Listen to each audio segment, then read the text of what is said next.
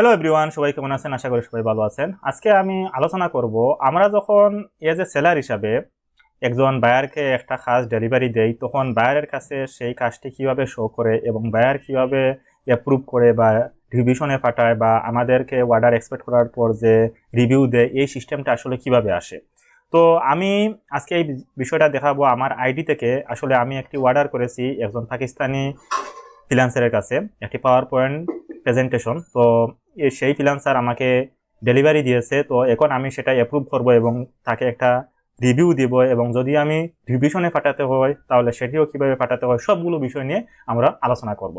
তো সব সময় আমরা আসলে ফ্রিল্যান্সার হিসাবে কাজ করি, তো এখন বায়ার হিসাবে যদি আমি নিজেকে নিয়ে যাই তাহলে সেটা কেমন হয়, তো সেটা দেখাবো।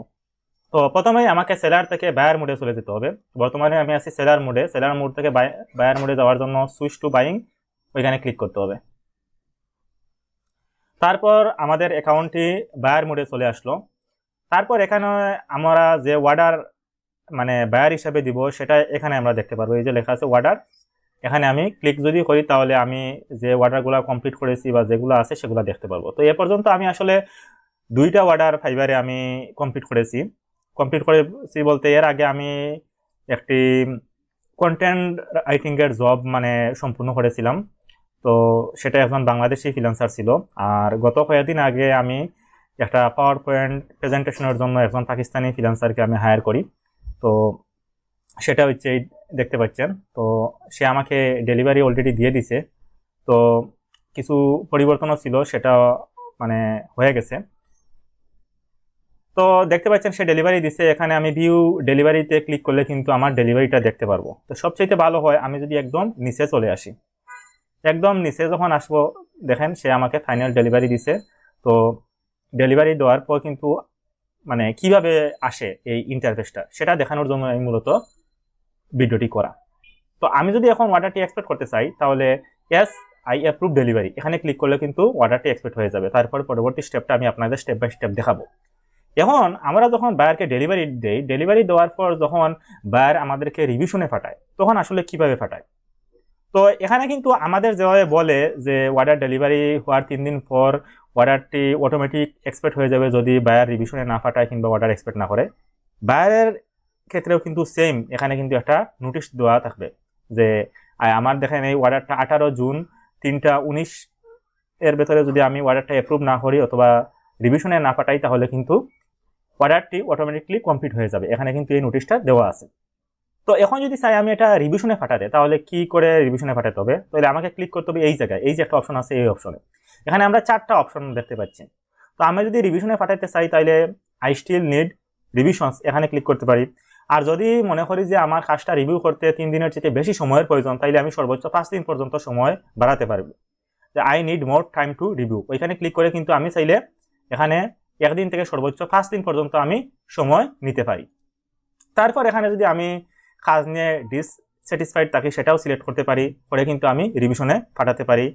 বা আমি যদি কোনো কিছু রিসিভ না করি, কোনো যদি ফাইল রিসিভ না করি, সেটাও কিন্তু দিয়ে আমি রিভিশনে পাঠাতে পারি।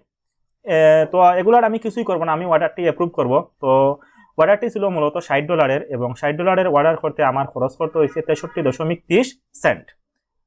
তো এখন আমি অর্ডারটি অ্যাপ্রুভ হবো। অ্যাপ্রুভ করার জন্য আমি এখানে ক্লিক করবো এস আই অ্যাপ্রুভ ডেলিভারি। তারপর এখানে দেখেন আবার একটি নোটিশ আসছে যে অ্যাপ্রুভ ফাইনাল ডেলিভারি। তো এখানে তারা একটা নোটিশ দিচ্ছে কি, got everything you need, great, once you approve this delivery your order will be marked as a complete, any revision after this step may be subject to extra cost. তো fibre কিন্তু আরেকটা notice দিয়ে দিচ্ছে, আমি যদি final delivery expect করার পর যদি কোনো রিভিশনের প্রয়োজন হয় তাহলে সেলারের কাছ থেকে কিন্তু আমাকে অতিরিক্ত টাকা দিতে হবে, কষ্ট লাগতে পারে, এই কথাটা কিন্তু আমাদেরকে বলতেছে। তো আমি অ্যাপ্রুভ করার হয়েছে গিয়া এই অর্ডারটি শেষ। তো এটা আমরা সবাই কিন্তু জানি, এটা আমাদের নতুন করে কিছু বলার নাই। তারপরেও আমি আপনাদের দেখাচ্ছি বায়ারের ইন্টারফেসটা আসলে কেমন আসে। তো আমি এগুলা সব কিছু ওকে, আমি অ্যাপ্রুভ ফাইনাল ডেলিভারিতে ক্লিক করব। ক্লিক করার পর এখানে দেখেন আমাদের এই যে ইন্টারফেসটা আসছে। তো আমি এখানে সবগুলা ইন্টারফেস আমি পূরণ করব এবং আপনাদের দেখাবো। তো আসলে আমরা অনেক সময় বলি যে গিগ আমাদের র্যাঙ্ক করে না, তো আমাদের ফাইবার তো ভালো ফিডব্যাক দিছে বায়ার, তাইলে কেন আমাদের এই এই গিগটা র্যাঙ্কে নাই, বা এই ধরনের অনেক কথাবার্তা শোনা যায় আসলে। তো আসলে একটা গিগ র্যাঙ্ক করার জন্য কতটা ফ্যাক্টর কাজ করে এর একটা প্রমাণ হচ্ছে একটা অর্ডার কমপ্লিট হওয়ার পরে বায়ারটা কিভাবে অর্ডারটা অ্যাপ্রুভ করছে। তারপর দেখেন এখানে অনেকগুলো অপশন আছে, এই অপশনগুলো সিলেক্ট করে কিন্তু আমি কন্টিনিউ করতে পারি। এখন দেখেন বায়ার যদি এটা সিলেক্ট করে নট স্যাটিসফাইড এট অল, এটা সিলেক্ট করে, তার মানে বুঝতেই পারতেন যে আমাদের গিগে কিন্তু ইফেক্ট পড়বে। ভেরি স্যাটিসফাইড যখন ক্লিক করবে তাহলে আমাদের নিশ্চয়ই ভালো হবে, আবার শুধুমাত্র স্যাটিসফাইডেও ক্লিক করতে পারে। তাহলে এটা বোঝাই যাচ্ছে যে ভিন্ন বায়ার ভিন্নভাবে কিন্তু এখানে ক্লিক করবে এবং অর্ডারটি সম্পূর্ণ করবে। তো আমি এখানে ভেরি স্যাটিসফাইড ক্লিক করব, ক্লিক করে কন্টিনিউতে ক্লিক করলাম। তারপর দেখেন আমাদের যে মানে বায়ার যে আমাদেরকে রিভিউ দেয়, এই আসছে আমাদের মেইন আসলে রিভিউর সিস্টেমটা। তো এই রিভিউ সিস্টেমটা প্রথমে আসছে কমিউনিকেশন উইথ সেলার, সেলারের সাথে কমিউনিকেশনটা কেমন ছিল।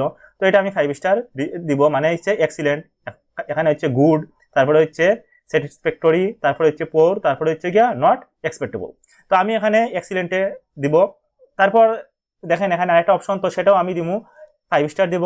তারপরে বাই এগেইন অর রিকমেন্ডেড, তো এটা আমরা জানি সবাই এটা করতে হয়। তো এখানে কিন্তু কেন 5 স্টার রিভিউ হয়, আমরা এই যে তিনটা আছে, তিনটা যদি 5 স্টার হয় তখনই কিন্তু আমাদের বায়ার আমাদের 5 স্টার রিভিউ হিসেবে আসলে গণ্য হয়।